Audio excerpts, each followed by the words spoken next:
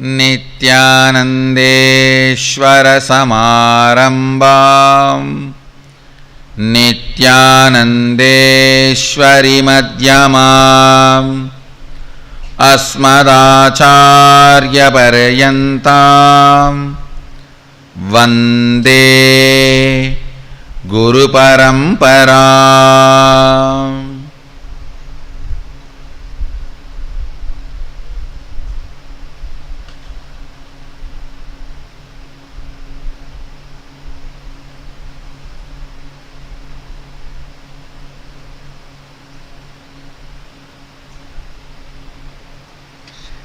I welcome all of you with my love and respects.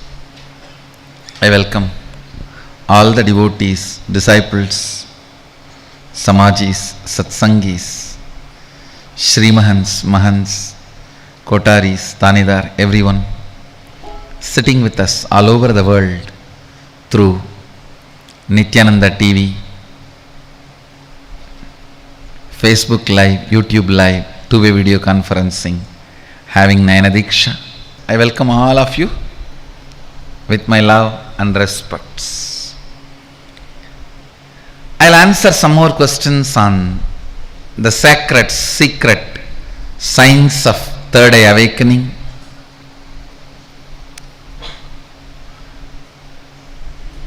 Yesterday all the inner awakening volunteers had Jnananjana initiation and the manifestation of the power session.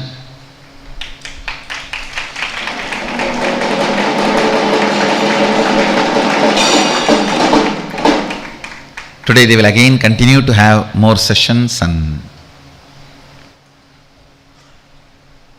more process.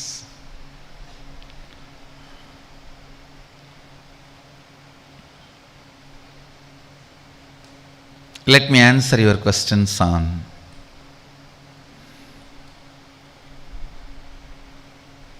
third eye.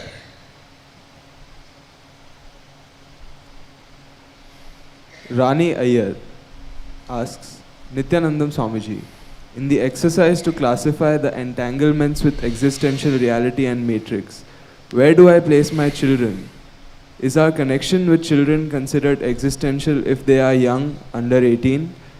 After completing the exercise, I see that I am mostly in the existential realm, but have this one strong sense of loyalty towards the child. Rani, let us be very straight. It is not. It is not. Even though you would love to have that marked under existential reality, unfortunately it is not.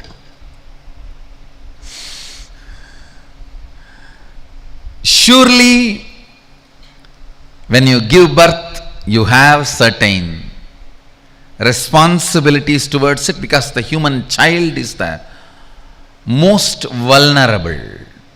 No other baby, no other animal's baby needs so much attention. If a calf gives birth, if a cow gives birth to a calf, the calf may need maximum a week attention. Any other animals, species, if you see, the babies don't need so much attention, but unfortunately the human beings till the age of 7, physical, physiological, psychological, till the age of 14, physical and physiological,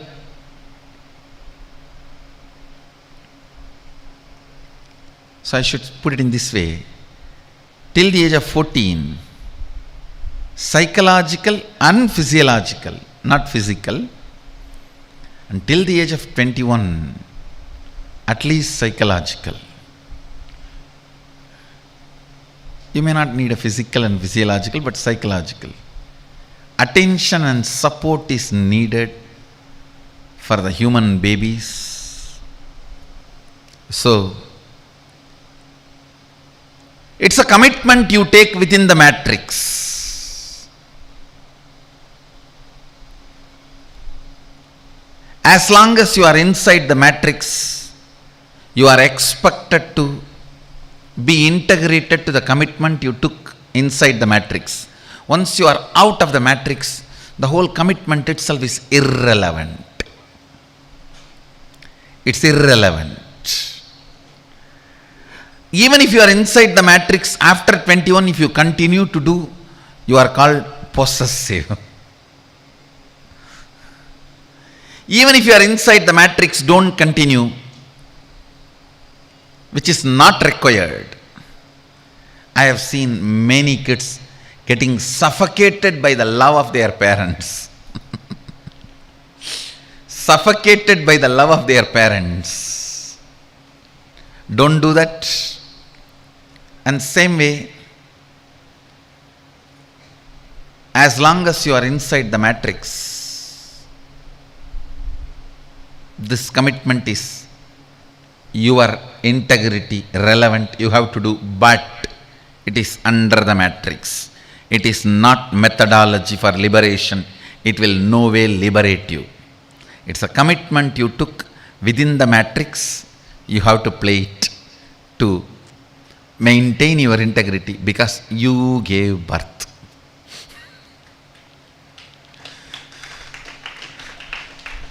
Rani, sorry, but what I said is truth. Next.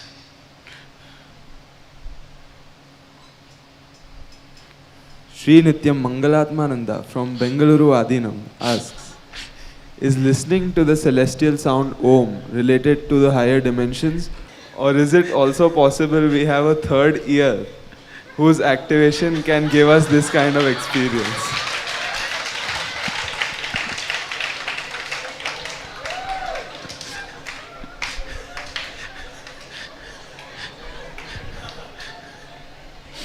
Actually, there is something called Anahata Dvani, sound which is not created, sound which is not generated. So, Om comes under that category. There is no such thing as third ear, but you listen through your consciousness without using both your ears. Next. Surekha Radhakrishnan asks, is Maya the root cause of wrong decisions in life even when you are secured by the Guru? If so, does Maya have power over an enlightened Guru? Surekha, first thing, Maya is not the root cause of wrong decisions. It is forgetting the decisions you already took. Understand this one example. You are dancing, jumping. You move the right leg, you move the left leg. You throw the right leg, you throw the left leg. Suddenly you come to a posture where you push the right leg and raise the left leg. In that same position, standing, you try to raise the right leg also, which is not possible. You are not able to move the right because you already raised the left. The decision you took already raising the left. So now the whole weight is on the right.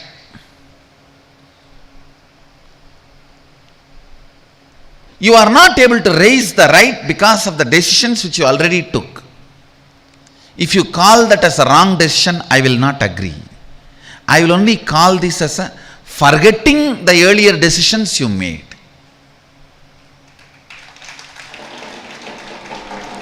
Nothing is wrong, nothing is right in the life. There is no such thing as you should not raise the right hand, you should not raise the right leg, you should not raise the left leg. No. You are not able to move the right leg and you call that as, oh, I am in bondage. Just 2 minutes before I raised the same leg, now I am not able to raise. I am trying. And you sit and try even to pull your leg, and the whole beauty of the dance is lost.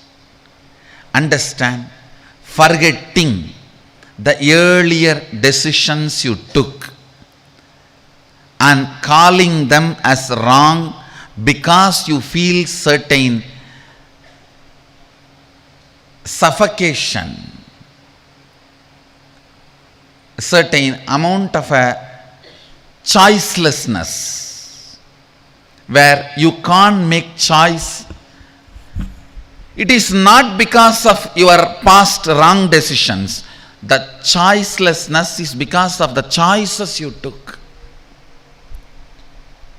If you know because of the choices you took you are in choicelessness, you can just put the left leg and raise the right leg, that's all. Or you can relax both the legs and just jump, raise both the legs, that's all. Understand, all Maya is nothing but forgetting the past decisions you took, not wrong decisions. Listen, because you forget the past decisions, you go on blaming your bondage and you try to find some solution. Because you are not able to find solution, you call past decision as a wrong decisions. Please understand, forgetting the context of the past decisions is Maya.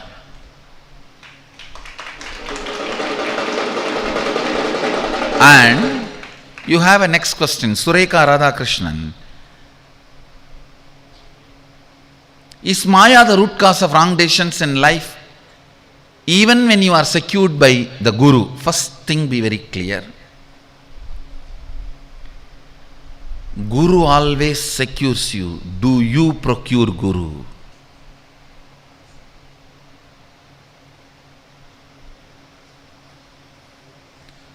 Do you procure him? No. How much of procurement of Guru has happened inside you? Find out. He goes on securing you. Goes on, goes on, goes on. Even he can only secure you, not make you live. Even he can only protect you, safeguard you, but living has to be done by you. More than Guru securing you, you procuring him is important. How much you procured Guru inside you? Sureka Radhakrishnan, the question you are asking is Maya the root cause of wrong decisions? Forgetting all your past decisions is the root cause of wrong decisions in life.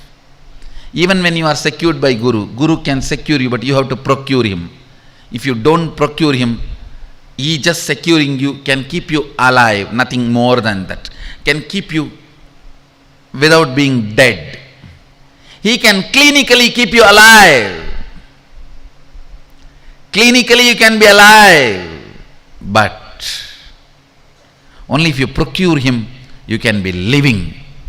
Living. So the third question,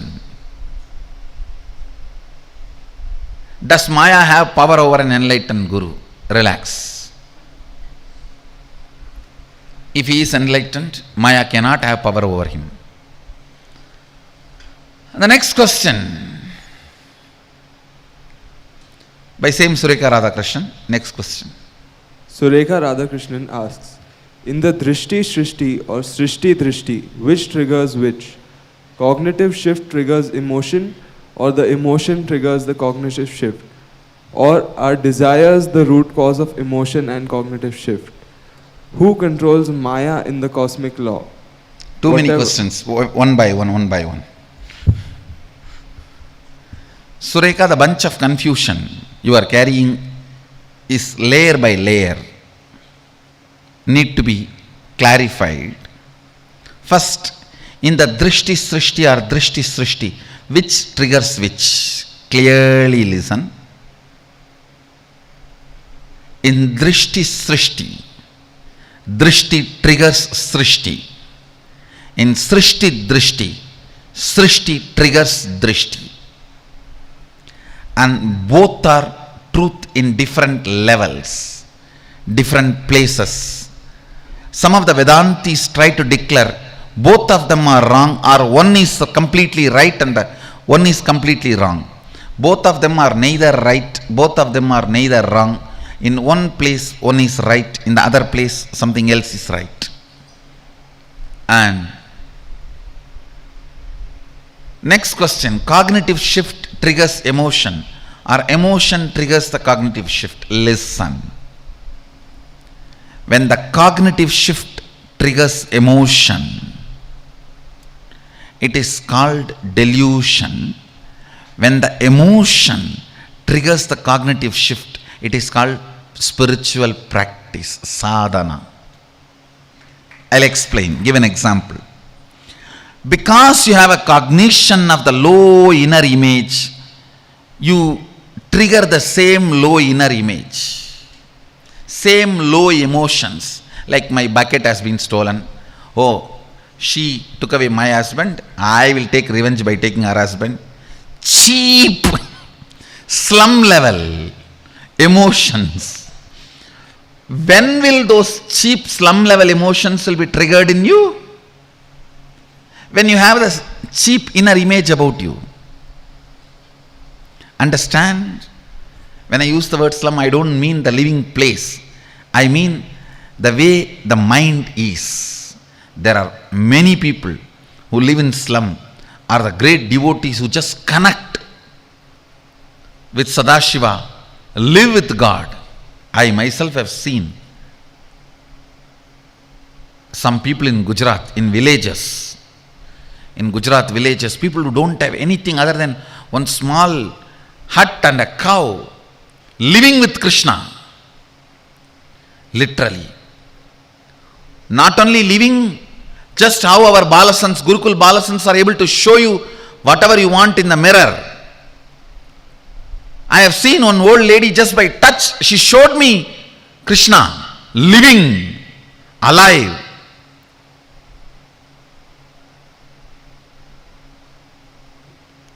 I actually wanted to go back to that village and collect details about her and record it in my autobiography. A old lady who showed Krishna to an incarnation by a touch.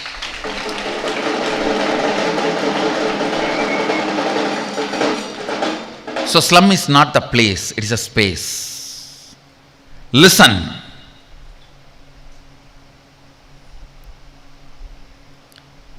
So if your low cognition is generating, triggering emotion, it's delusion. And by you creating higher emotions, sacred sentiments, the clarity about cosmos, Ishvara, Jagat, Jiva, and changing your cognition, that is spiritual practice. Whenever you study about the 25 states of consciousness or 11 dimensions, suddenly certain emotions are triggered in you, which puts you in high cognition, at least for next few days. Putting yourself in the higher cognition every day is the purpose of morning spiritual routine. Yoga or kirtan or puja or satsang, panchakriya, all this. Yoga, panchakriya, puja, kirtan, satsang. All these 5 is to put you in that higher cognition, making that higher cognition as a living reality, as a life, as an understanding. When higher emotions trigger the cognitive shift, it's called spiritual practice. When the lower cognitions trigger the emotions, it's called delusion. I tell you, if your cognition shifts, you will never trigger these lower emotions.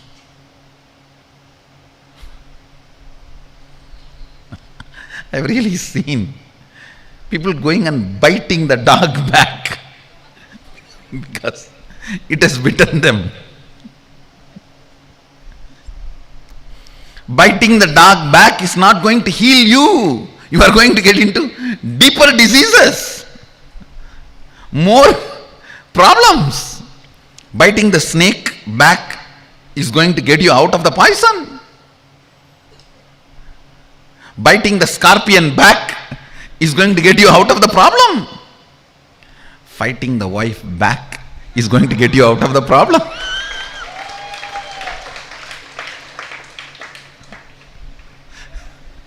Don't do these three.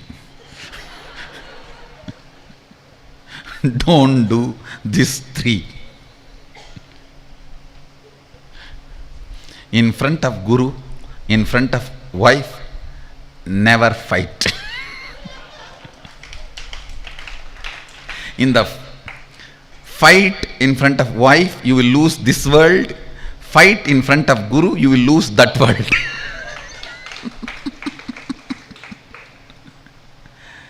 But never have the delusion you are going to win in any one of this fight.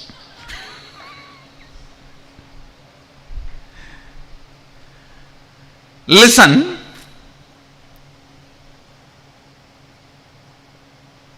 There are many things.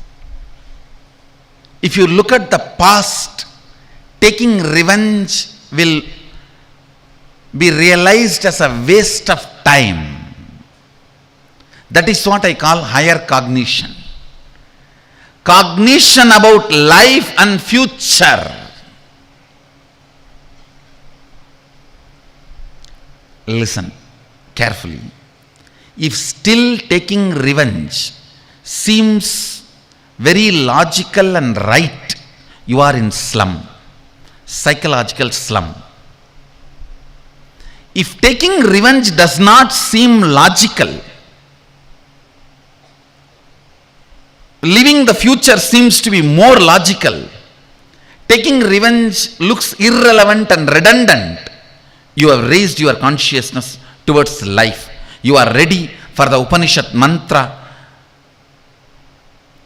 Tyena tyaktena bunjitam akrita kasya siddhanam kurvanne vega jijivishet sadagno samaha evam dvainanyadetosti nakarma lipyati. Renounce and celebrate, live hundreds of years, always say yes for life. The Isavasya Upanishad statement. Anybody who understands this verse, taking revenge will be irrelevant for them. Understand, whenever you say yes for life, Kala Bhairava takes revenge on your behalf.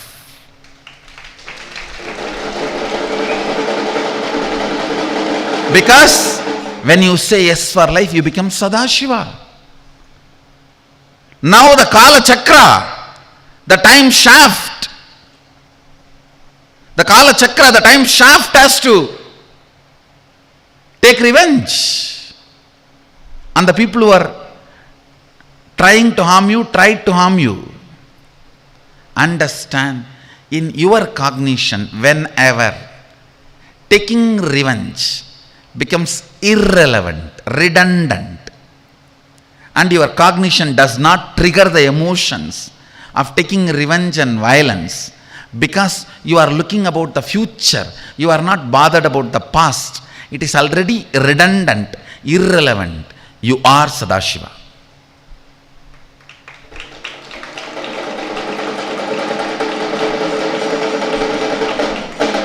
I am not saying people who try to harm you will go unpunished. No. They will actually be crushed by Kala Bhairava, which even you cannot do, even if you take revenge. The best revenge is making the mentality of the revenge redundant for you, irrelevant for you.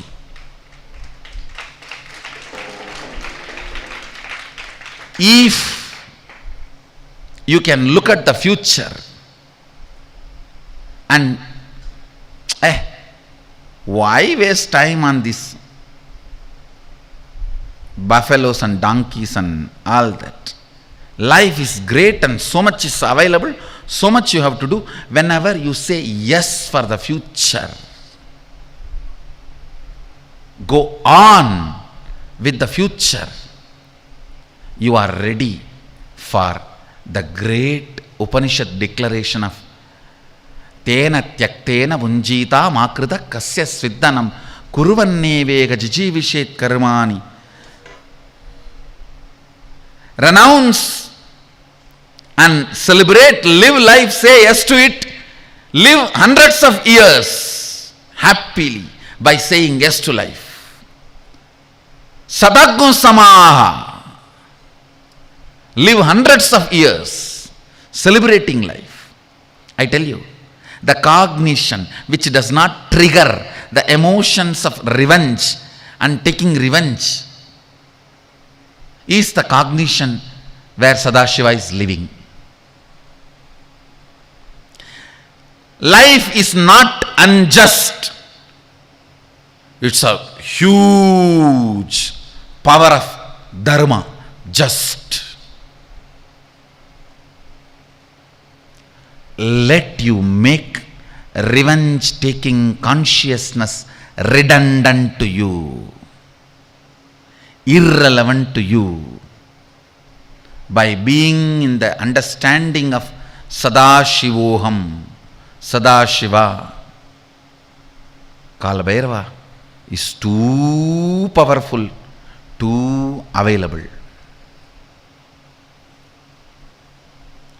Too much powerful, too much available.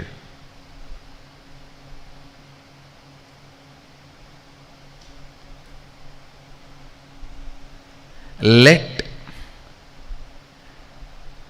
conscious invoking of the higher emotions change cognitive shift in you, not the cognitive shift triggering lower emotions in you. Next part of the question: whatever is present now is past as every minute. Oh, there is one more part. Who controls the Maya in the cosmic law? Sureka Radhakrishnan, this question does not fall under the sacred secret science. It falls under sacred secret sweet science. It's a classified document. It's a classified information. Only when you become an insider it can be available to you. Who controls the Maya in the cosmic law? I can give you a rough answer. You try to understand. You. Sureka Radhakrishnan. You control the Maya in the cosmic law. Understand. At least try to understand. Whatever is present now is past as every minute the time moves. What's the scale to calculate the past to present or present to future? Understand. A scaleless way moving is the quality of time. You are trying to make physics out of time. No. You can't make physics out of time. You can only make chemistry with time. Have a right chemistry with time. You cannot make physics out of time. If you make physics out of time, you will be dead. If you have a right chemistry with time, you will become biology, alive.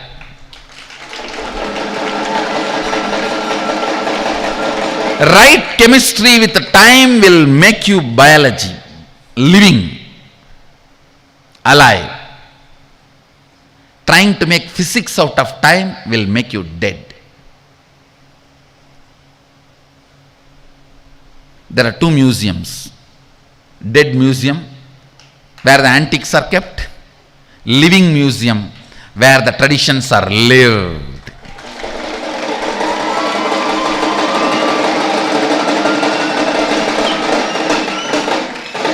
I am the living museum of Vedic tradition.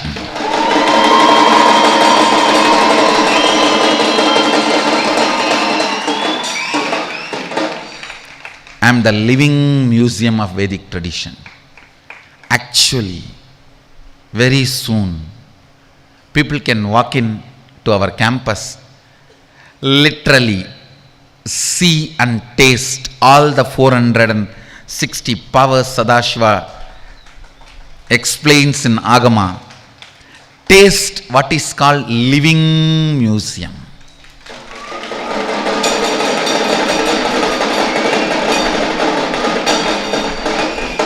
They will walk into the welcome center and say that I wanted to stay for 2 days.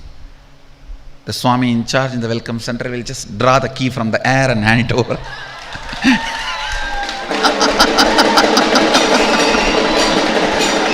Please go to your room.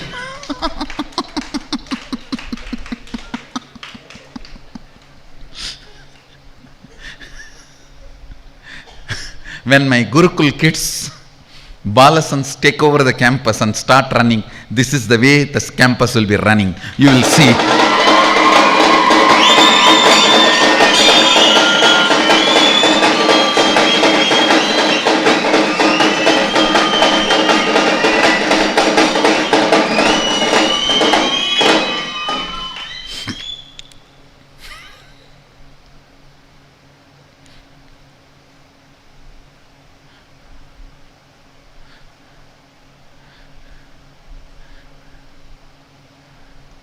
This is the way the conversations will be.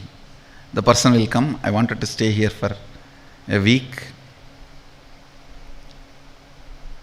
The Balasant will just draw the key from the thin air and give it to him. Please go, this is your room key. Do I need to swipe the credit card? No, it's already done, you go. Then he will get the credit card and say, no, I wanted to stay for 7 days, but it is only 3 days swiped. No, third day evening you are going to get an urgent call. You may need to go and attend that. So only 3 days you will be able to stay, and you will have to come back after that to continue your stay. When you come back, we will talk. Please go on.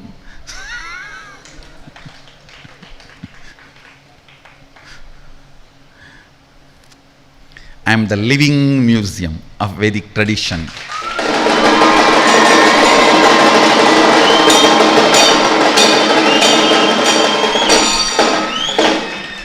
Sangha will be the living museum of Vedic tradition.